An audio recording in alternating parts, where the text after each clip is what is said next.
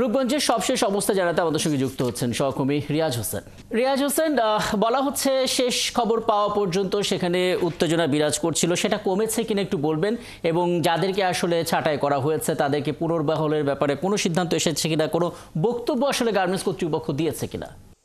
রাকিব, যেমনটা আপনি বলেছেন যে আজকে বেলা 12টার দিকে কিন্তু ঢাকা সিলেট মহাসড়কে আউখাও এলাকায় রবিন টেক্স নামে একটি পোশাক কারখানায় শ্রমিকদের অসন্তোষ দেখায়। তারা আমাদেরকে জানিয়েছেন যে ঈদের ছুটিতে যেদিন তাদেরকে ছুটি দেওয়া সেদিন তাদেরকে বেতন ভাতা এমনকি তাদের বোনাস পর্যন্ত না দিয়ে তাদেরকে ছুটি দেওয়া হয়েছিল।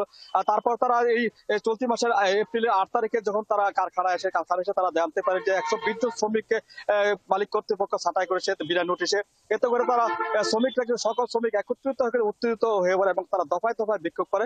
এদিকে আজ দুপুর 12টার দিকে কিন্তু শ্রমিকরা কিন্তু ফের আন্দোলন শুরু করে শ্রমিকদের পুনর্বহালের জন্য এবং তাদের বেতন ভাতা দেওয়ার জন্য। তবে কিন্তু এই তখন ভিতরে যখন তারা উত্তেজনা তৈরি করে তখন কিন্তু সেনাবাহিনী পুলিশ তাদেরকে নিয়ন্ত্রণ করার চেষ্টা করে। তখন কিন্তু তাদের সাথে উভয় পক্ষের মধ্যে দফায় দফায় সংঘর্ষের ঘটনা ঘটে। তার পরবর্তীতে কিন্তু শ্রমিকরা ঢাকা সিলেট মহাসড়কে অবরোধ করে সড়কে আগুন জ্বালিয়ে তারা বিক্ষোভ করে। এই সময় কিন্তু আইন শৃঙ্খলা বাহিনীর সাথে তাদের সংঘর্ষের ঘটনা ঘটে। সংঘর্ষে একজন সেনা কর্মকর্তা সহ 5 জন সেনা সদস্য, পুলিশ অতিরিক্ত পুলিশ সুপার সহ আরো 10 থেকে 12 জন পুলিশ সদস্য সহ আরো এবং পোশাক শ্রমিক আমাদের জানিয়েছে তার থেকে 30 থেকে 35 জন মতো শ্রমিক তারা আহত হয়েছে।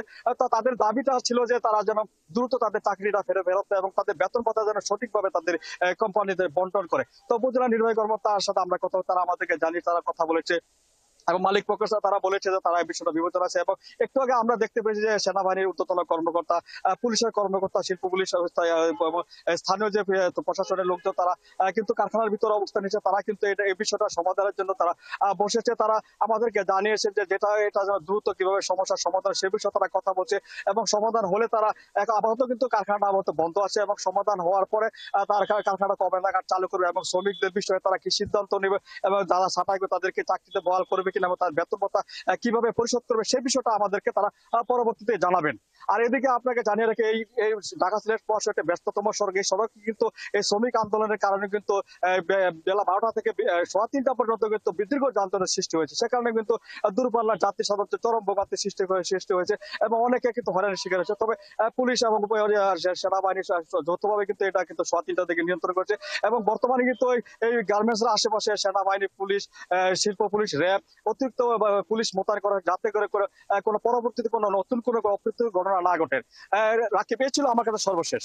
অনেক ধন্যবাদ। নিশ্চয়ই যে সিদ্ধান্ত আসলে গার্মেন্টস কর্তৃপক্ষের পক্ষ থেকে আসবে সেটিও আপনার মাধ্যমে পরবর্তী জেনে যেতে পারবো। আমাদের সঙ্গে রূপগঞ্জ থেকে যুক্ত হয়েছিলেন সহকর্মী রিয়াজ হোসেন।